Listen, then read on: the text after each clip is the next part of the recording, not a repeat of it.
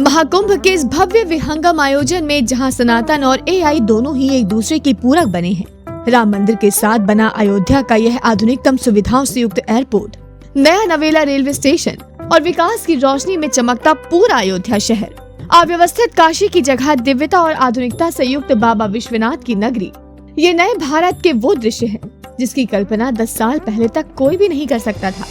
विरासत को न सिर्फ सहेजते बल्कि नए आयाम तक ले जाते विकास के इस ऐसे समावेशी मॉडल की कल्पना दिल्ली, पंजाब या कर्नाटक जैसे घमंडिया शासित राज्यों में नहीं की जा सकती थी।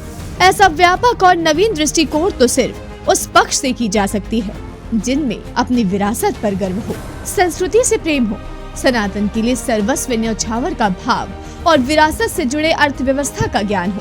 NSSO सर्वे के मुताबिक पूरे भारतवर्ष से मंदिर का अर्थतंत्र $40 बिलियन का है, जो देश की GDP का 2.32% है। और शायद यही कारण है कि ऐतिहासिक रूप से मंदिरों और सांस्कृतिक शहर की भारत के वाणिज्य केंद्र भी रही है। NDA सरकार इस तथ्य को न सिर्फ भली भांति मानती है बल्कि अपने विकास योजना के केंद्र में हमेशा ही विरासत बेस्ड अर्थशास्त्र को रख उसे क्रियान्वित भी करती है। यही कारण है कि सो कॉल्ड उदारवादी पार्टी शासित दिल्ली में सनातन आस्था की प्रवाह रूपी यमुना मरणासन स्वास्थ्य में गंदे झागनुमा नाले में बदली हुई है। वहीं राष्ट्रवादी भाजपा शासित गुजरात में साबरमती स्वच्छ और निर्मल हो पुनर्जीवित हुई है।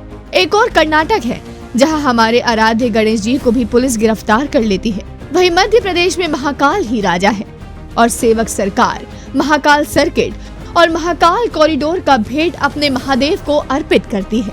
एक और आज भी पुरातन अवस्था में घिरा झारखंड में बाबा वैद्यनाथ धाम है, तो वहीं दूसरी ओर शिव सर्किट और राम सीता मिलन के लिए पुनौरा धाम और बौद्ध कॉरिडोर बनता NDA का बिहार है।